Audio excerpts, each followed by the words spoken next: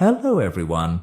Today we're going to explore a story about the dangers of making decisions in anger and the power of calm thinking when we're facing challenges. While we listen to the story, we'll also learn new words and how to make sentences with them. This will help us practice English in a fun and easy way.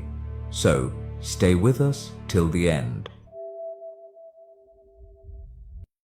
Once upon a time, in a faraway kingdom, there was a young king named David. David had just inherited the throne at the age of 25 after his father's passing. Growing up, David was guided by a wise teacher named Edward, who taught him not only about the world, but also about the values of kindness, patience, and wisdom. After his father's death, Edward became David's closest advisor, guiding him through the many challenges of ruling a kingdom. Edward was now serving as the kingdom's chief minister and David's trusted counselor.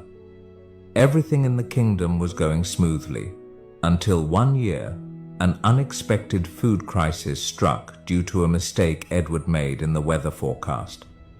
In his frustration and anger, David, without thinking twice, ordered Edward, his own mentor, to leave the kingdom and never return. With a heavy heart, Edward quietly obeyed, leaving the palace and the life he had known behind. To start anew, Edward settled in a distant village, choosing a life as a humble farmer. Though he still had wealth, he opted for a simple life, connecting with the villagers and sharing in their daily struggles. Edward quickly earned the respect of the villagers, who came to him for advice on everything, from farming issues to resolving disputes. Meanwhile, back in the kingdom, David was struggling. He missed Edward's wise counsel, especially as he faced complex decisions on his own. Gradually, David began to realize that banishing Edward was a mistake, a decision made out of anger rather than thoughtfulness. Regret gnawed at David, and he decided to send out soldiers to search for Edward and bring him back. Days turned into weeks, but there was no sign of him. The kingdom was large and no one seemed to know where Edward had gone. Then David had an idea. Inspired by the clever methods Edward once taught him, David decided to test if he could find Edward's wisdom somewhere in the kingdom. He ordered his soldiers to send a letter and a clay jar to the head of each village. The letter instructed each village leader to return the jar filled with wisdom within a month.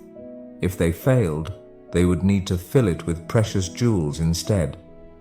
The jar and letter reached the village where Edward lived, and the village leader, puzzled by the strange request, quickly went to Edward for advice. Wisdom can't be put into a jar, Edward thought, and he knew the village didn't have enough jewels to fill it either. The villagers grew fearful, worrying they might be punished for failing to fulfill the king's strange request. Turning to Edward with anxious faces, they pleaded, "Please help us, you are the only one who can find a solution to this." As Edward calmly sat among them, he reassured the villagers, saying, "Hand me the jar. I'll make sure it's filled with wisdom by the end of the month." The village leader asked, "What do you plan to do?" Edward just smiled and replied, "I'm not sure yet, but with time, I'm certain a solution will come." The villagers trusted Edward's wisdom and left the jar with him, hopeful he would think of something. In the quiet of his farm, Edward pondered over the problem. Suddenly, he noticed a small pumpkin vine growing nearby. An idea sparked in his mind. Gently, he placed a tiny pumpkin inside the jar without cutting it off the vine. Day by day, he watered it, and over time, the pumpkin grew larger, filling the entire jar so that it couldn't be removed. Finally, Edward cut the vine, leaving the jar with the fully grown pumpkin inside. He sent the jar back to the kingdom, just as the king had asked. When King David received the jar, he was amazed to see it filled with a giant pumpkin. Smiling, he said, "Growing a pumpkin this large inside a jar is the work of a wise mind." Instantly, he realized this clever solution could only belong to Edward. Without hesitation, David prepared to set out personally, determined to find Edward, apologize, and bring him back to the kingdom. So don't make decisions in the heat of anger. Strong emotions can cloud your judgment and lead to regrets. And second, take a moment to calm yourself before solving a problem. A peaceful mind gives rise to clear thinking, helping you find the best path forward. Remember, wisdom often comes from patience and understanding.